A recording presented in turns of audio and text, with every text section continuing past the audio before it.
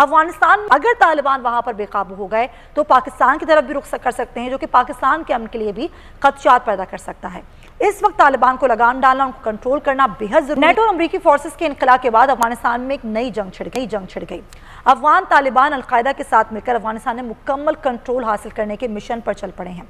अफगान तालिबान की जानिब से फौजी बेसिस और अहम शहरों पर कब्जा करने के लिए भी हमले किए जा रहे हैं।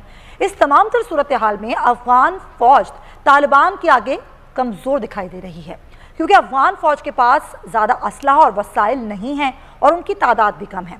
अफगानिस्तान में अमरीकी फौज के इनकला के बाद जो बढ़ती हुई कशीदगी है, उस पर अक़वाम मुत्तहिदा ने भी खबरदार किया है।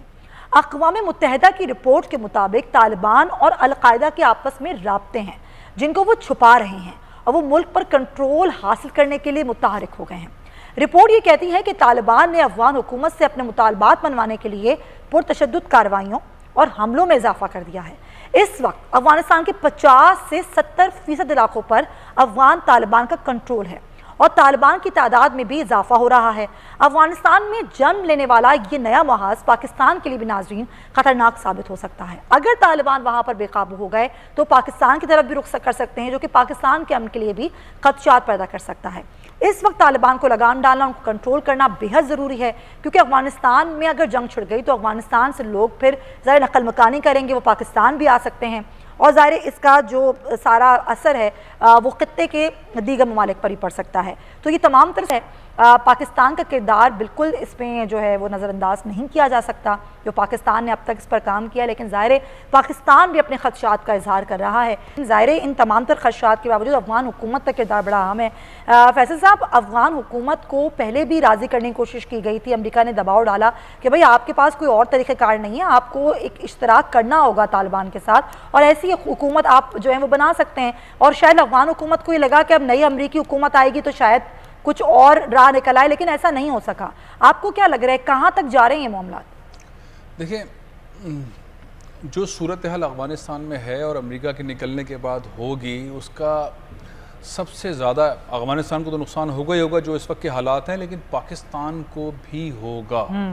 हम किस हद तक इसको संभाल सकते हैं? हम एक प्रोजेक्ट चला रहे हैं चाइना के साथ मिलकर, जिसका हामी नहीं है अमेरिका और मुसलसल मुखालफत करता है CPEC की, और पाकिस्तान जिस तरह से वो लेकर चल रहा है, अगर सूरत हाल अफ़गानिस्तान में ख़राब होती है और दोबारा अफ़गान महाजरीन ऐसी कैफियत के अंदर पाकिस्तान में दाखिल होते हैं जो पाकिस्तान ने भुगता है, 40 लाख अफ़गान महाजरीन को पाकिस्तान में रख कर, और जो अब सूरत हाल हुई है, drug culture, Kalashnikov culture, crime, और उनको हम संभाल नहीं पाए, ऐसी सूरत हाल के अंदर हम संभलेंगे कैसे और इसका बेनिफिट कौन लेगा? अगर फ़र्ज़ करें कि सब कुछ होता है और जिस तेज़ी से अमेरिका निकलने की कोशिश कर रहा है, अगर मैं सिर्फ पाकिस्तान और पाकिस्तानी लोगों के लिए और हुकूमत के लिए और पाकिस्तान आर्मी के एंगल से देखूं, तो सबसे बड़ा नुकसान हमें ये हो सकता है कि CPEC को कोई नुकसान हो जाए, रुक जाए, स्लो हो जाए और स्लो हो जाए, ये परेशानियां खड़ी हों।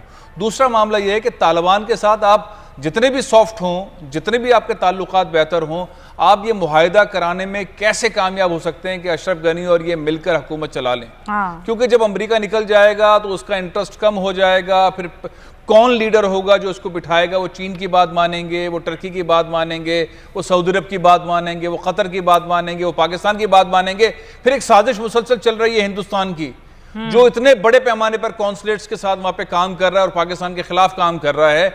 ऐसी कैफियत के अंदर कैसे हम रिजल्ट लेंगे? और तीसरी अहम बात कि अफगान फौज के पास असला नहीं है, कम है, तालिबान के पास ज्यादा है और वो मुकाबला कर रहे हैं अमरीकी फौज का भी और उनका भी।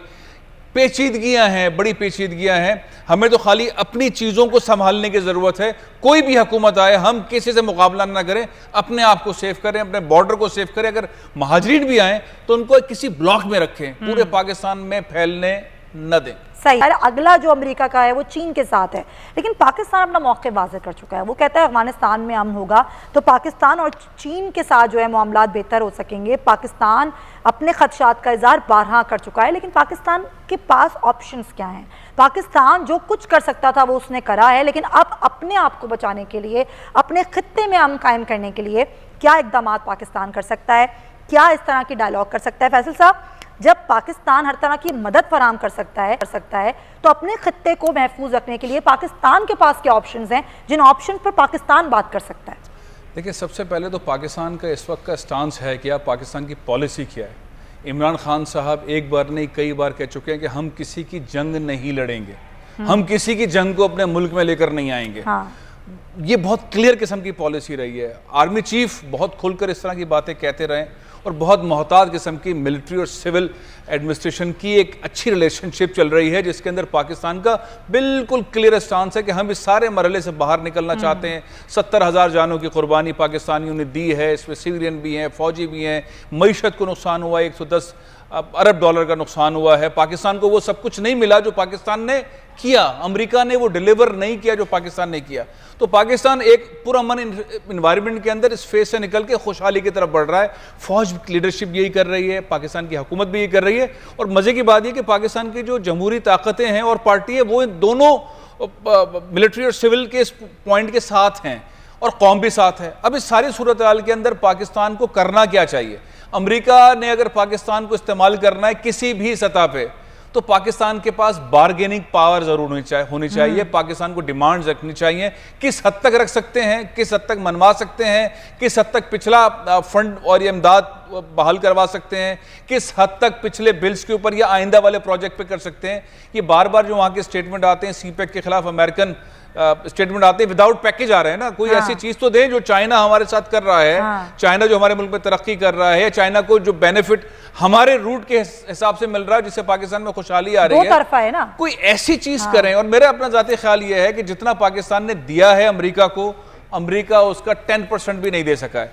अब लीडरशिप ऐसी है जिसमें हम कहें कि इमरान खान साहब हो या हमारे आर्मी चीफ हो, दोनों साइड पर एक हम आहंगी है। तो कोई सॉलिड किस्म की बात हो, कोई ऐसी चीज हो जिससे कुछ मिले।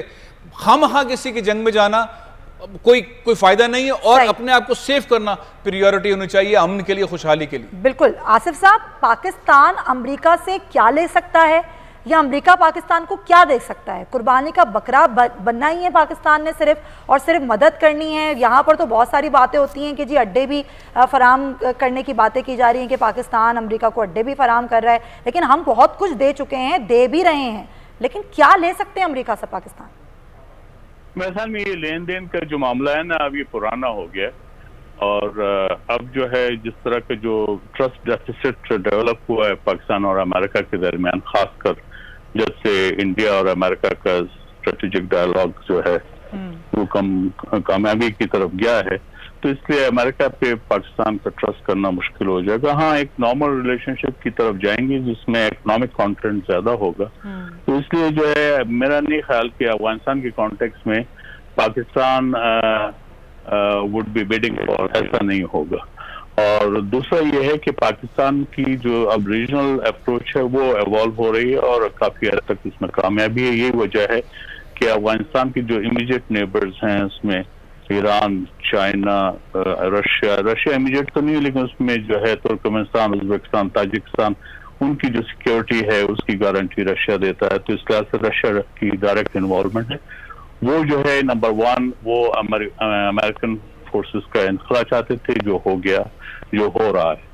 और इस लिहाज से वो तो उसमें ये है कि पाकिस्तान अमेरिकियों के लिए बेसिस वाली बात होगी। मेरे ख्याल में पाकिस्तान बेस नहीं देगा। उसका एक मैं वो रीजन आपको बता चुका हूँ कि जो है जो ट्रस्ट डेफिसिट है। दूसरा ये है कि पाकिस्तान जो है इस खिते के अंदर जो इस वक्त जो वो है मूड है वो यही है कि अफगानिस्तान को पीस और की तरफ जाना चाहिए। वो उसी वक्त मुमकिन है कि जब अफगानिस्तान के इमीडिएट नेबर्स जो हैं उनके दरमियान जो है वो एक पेज पे हों और वो जो है ऐसी किसी भी ताकतों को इजाजत ना दें जो वहाँ पे जो है डीस्टेबलाइजिंग रोल अदा करें।